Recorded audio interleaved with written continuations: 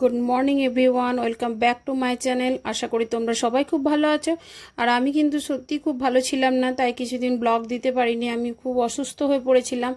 এর মাঝে আমার কাকুর ছেলের বিয়েও হলো, কিন্তু আমি অসুস্থ পড়েছিলাম বলে বিয়ে বাড়ি সেভাবে অ্যাটেন্ড করতে পারিনি।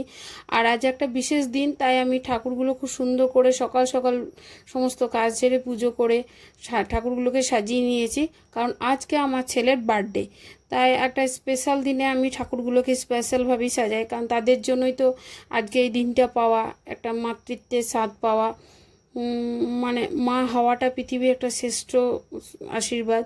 সেই আশীর্বাদটা ভগবান আমাকে দিয়েছে, তাই তার জন্য তার মানে আমি সত্যি ভগবানের কাছে কৃতজ্ঞ, আপনার কাছে ধন্যবাদ জানাই। আর আমার এই সকাল সকাল আজকে অনেক কিছুই রান্না হয়ে গেছে ততক্ষণে। আর ভাই এর বউ যেহেতু ও স্যাটারডেতে নিরামিষ খায়, তাই ওই পোলাও আর পনিরটা আলাদা করেই রেখেছিলাম, কারণ এখানে একটু মাছ টাছ বানানো হয়েছিল। ছেলে মাছ ভালোবাসে না, কিন্তু যেহেতু আমরা বাঙালি একটু মাছটা শুভ বলে মানি, তাই কিন্তু জন্মদিনে ওর জন্য একটু আমি মাছ জোর করেই একটু মুখে দিয়ে করাই, যে একটু অন্তত আজকের দিনটাই মাছটা দে। আর ওর তো সবথেকে প্রিয় হলো পনির। মাংস মাছ তো পছন্দ করে না, আজকে তো ডিম করা যাবে না, কারণ বার্থডেটা আমি শুভ বলেই মানি, তাই আজকের দিনে আমি ওকে কোনো রকম ডিম দিই না। আর এইদিকে ডিম দিই না বলতে আমি বাড়িতে বানাই না, এমনি বাইরের কোনো কিছু খেলে সেটা ঠিক আছে। আর এইদিকে ওর পনির মহারানিটা বানিয়েছিলাম। তো সকাল সকাল একটু রান্না বান্নাও করে নিয়েছিলাম, কারণ আজকে ওর দু জায়গায় বার্থডে হবে। এই জায়গায় একবেলা হবে আর আমার বাবার বাড়িতে একবেলা হবে। অনেক সময় বাবার বাড়িতে হয়, কিংবা কখনো কখনো আমার কাছে হয়, কিন্তু এই বছর তো ওর খুব পড়ার চাপ, তাই ও অতটা বলেছিল আমি যাব না, কারণ আমার টিউশন আছে। কিন্তু এইদিকে মারাও আসতে পারবে না, বাবাকে কোনো একটা বিশেষ কারণে গ্রামের বাড়ি যেতে হয়েছে। আর মাদের ওখানে একটা দুর্ঘটনা ঘটায় একটা রেড অ্যালার্ট জারি হয়ে গেছে, তাই মারা বলল আমরাও ঘর ছেড়ে যেতে পারবো না। তো ভাইকে বলেছিলাম তোরা কারে চলে আয়, রাত্রেবেলায় চলে যাবি, কিন্তু মা বললো না, সন্ধেবেলাটাতে ভয়, চারিদিকে যা হচ্ছে। তো সন্ধেবেলায় যদি কিছু দুর্ঘটনা ঘটে যায়, বাড়িটা ফাঁকা রেখে যাওয়া যাবে না, তো তোরাই চলে আয়। অনেক সময় যায়, কিন্তু ওর তো যেহেতু টিউশন ছিল, ও বললো না, আমার টিউশন কোনোভাবেই কামাই করা যাবে না, আমি কিছুতেই করব না, তাতে আমার বার্থডে যেমনভাবে হবে হোক, কিন্তু আমি টিউশন কামাই করতে পারবো না। এবার ওর পড়ার দিকটাও দেখতে হচ্ছে, যেহেতু এই বছরটা ওর কাছে একটু ভাইটাল। তাই বললাম ঠিক আছে, তাহলে তোর টিউশনগুলো হয়ে যাক, তারপরে আমরা রাত্রিবেলায় ওখানে যাব, এই বেলাটা এখানেই হয়ে যাক। কারণ আমার শরীরটাও ভালো ছিল না, অসুস্থ ছিল বলে ভাই মা ওরা সবাই বলছিল তাহলে এখানে চলে আয়, তুই অসুস্থ নিয়ে অতটা করতে পারবি না। তো এখানে আমার ভাইয়ের বইয়ের জন্য বললো যে ও সব করে নেবে, তো চলে আয়।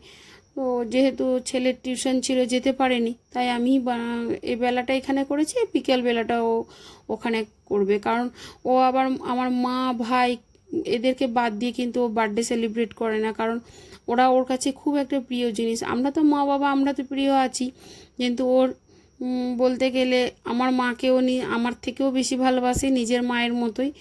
আর কারণ এই যে এতটা বছর এত বড় হলো, ওকে বড় করার দায়িত্ব কিন্তু আমার মা ভাই আর আমার বাবা এই তিনজন মিলেই নিয়েছিল। কারণ আমার অনেক ছোট বয়সে বিয়ে হয়েছিল, যখন আমি পড়াশুনো করি তখন ও আমার বাচ্চা হয়েই গেছিলো। তো সেই বয়সে বাচ্চা সামলানো আমি অতটা সামলাতে পারতাম না, তখন ভাই মা আর এদিকে বাবা এই তিনজন, ওরা তিনজন মিলেই। আর অন্য কোনো দিক থেকে আমি কিন্তু সেইভাবে সাপোর্ট পাইনি। আর তোমাদের দাদাভাই যেহেতু ব্যবসা করতো, ও তো সময় দিতে পারবে না।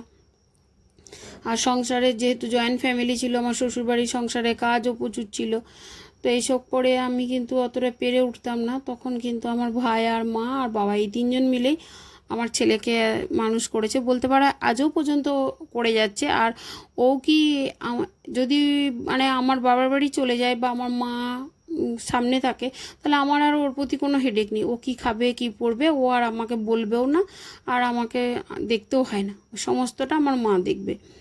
তো সেই ওই আবদারটা ওর রয়ে গেছে, কারণ আমি যখন ও হয়েছিল, ও হয়েছিল রানিগঞ্জ নার্সিং হোমে, সেই যে আমার ভাই ওকে কোলে তুলে নিয়েছিল, তখন থেকেই ও মামা কিন্তু একটা বাবার কর্তব্য তখন থেকেই কিন্তু করে যায়, যেভাবে করতে হয়। ওর বাবা তো করেই, কিন্তু ওর মামা হিসেবে আমার ভাই যা করেছে সেটা সত্যি কোনো দিন শোধ করা যায় না।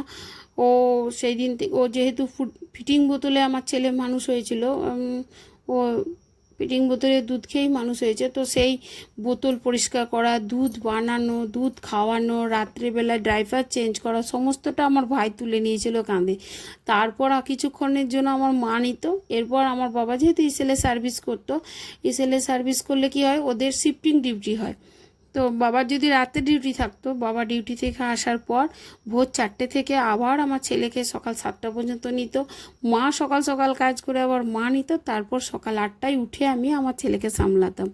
এতটা সাপোর্ট ওরা আমাকে করেছে। তো তারপর সমস্ত দিক থেকে বলতে পারো, আর্থিক, সমস্ত দিক থেকে ওরা আমার ছেলেকে একটু অন্যভাবেই দেখে। কারণ আমার ছেলে যদি আমার কাছে কিছু চাই, ওদের রাগ হয়, ওরা বলেন না আমরা দেবো, তুই কেন, এই ধরনের একটা ব্যাপার। ওরা এইভাবেই ওকে দেখে। তাই ওদের ছাড়া ও বার্থডে করে না। আর আমার ভাইয়ের ইচ্ছা সবসময় যে বার্থডেটা ওর বাড়িতেই হবে, আমার ছেলের বার্থডেটা।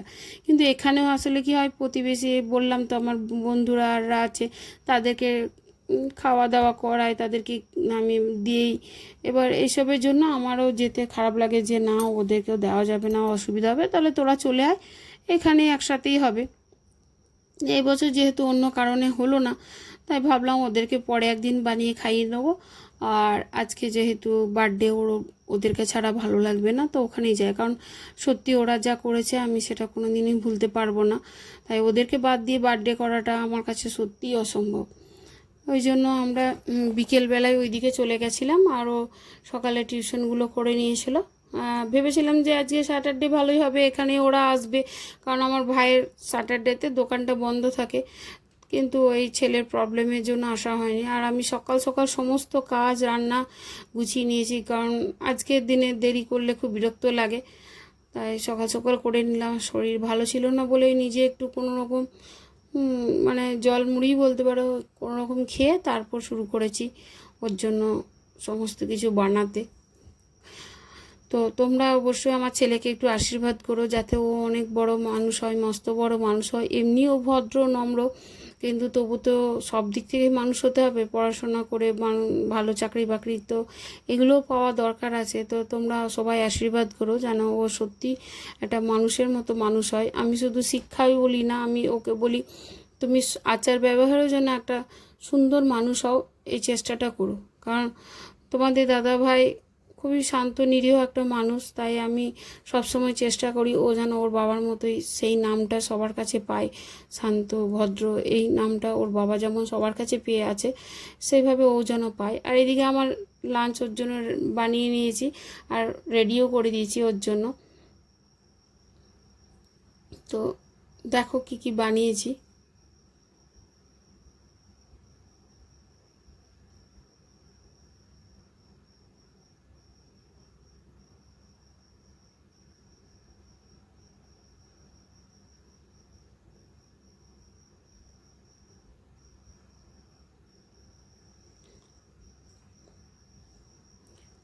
আর সবগুলো ওর পছন্দের মতো করেছিলাম। আর এইদিকে এখন বিকাল হয়ে গেছে, বারবার